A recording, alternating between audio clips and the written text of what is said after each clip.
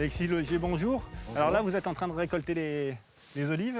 Comment ça fonctionne? Alors c'est avec cet appareil que vous les faites tomber, expliquez-nous. C'est cela, c'est un espèce de peigne. On fait comme si on se brossait les cheveux. On les rentre dans l'olivier, on va descendre, et on va brosser les branches pour faire tomber les olives.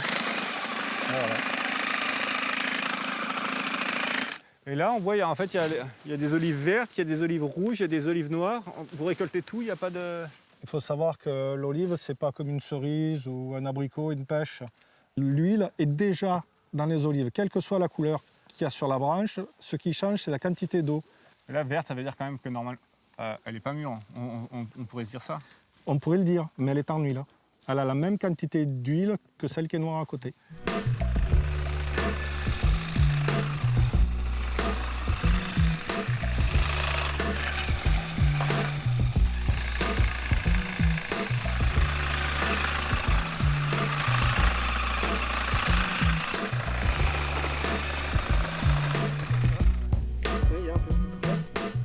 Ici, c'est beaucoup de petits. Il y a très peu de très gros producteurs.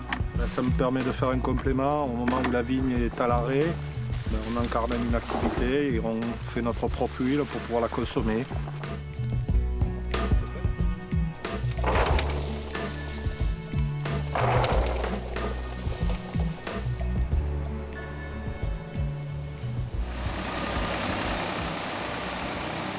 Salut Alexis. Alors voilà, ça c'est ce qu'on a ramassé hier. Ah ouais? Maintenant, ça va être à toi de les jouer, de se nettoyer. Et à toi. C'est quoi comme variété ça alors? Ça c'est des caillons. Ouais. Bon, elles sont jolies. Ils Hein. sont jolis.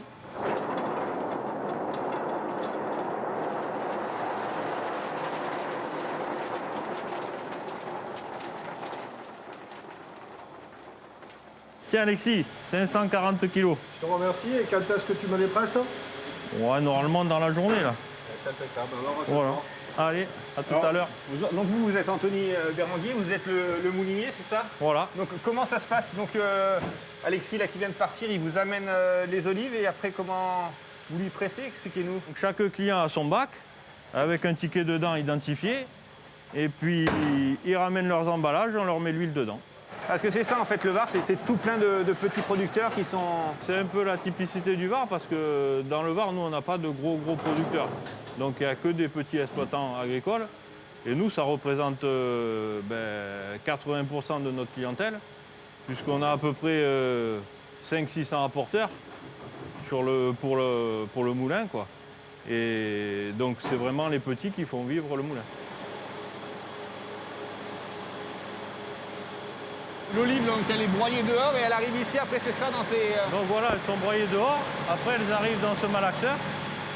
Là, elles vont rester à peu près une demi-heure, trois quarts d'heure de malassage.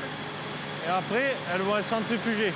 On récupère ce qui nous intéresse, le jus. Et le jus, il va être séparé, centrifugé une deuxième fois pour être séparé.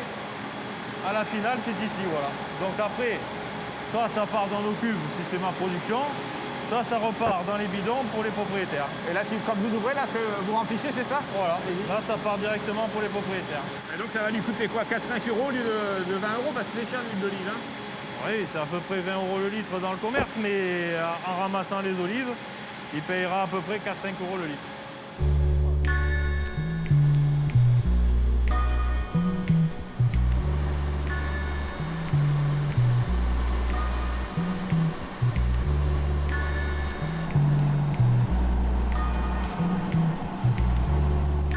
Alors Serge, vous êtes le papa d'Anthony Béranguier qu'on a vu plus haut. C'est une tradition familiale, ces moulins. Ça, c'était l'ancienne méthode, c'est ça?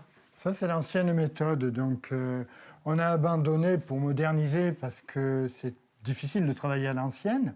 Mais la tradition, en Provence, c'est de faire l'huile pour l'année. Souvent pour la famille et pour l'année. C'est pour ça qu'on a beaucoup de petites parcelles, beaucoup de petits producteurs. Et on garde cette tradition toujours, même dans les moulins modernes. Anthony a gardé cette tradition, si vous voulez, de faire au lot par lot, c'est-à-dire chacun a son huile de ses olives. Et demain, nous irons à Draguignan à la découverte du plus vieux moulin du département, un moulin qui a décidé de passer en culture biologique.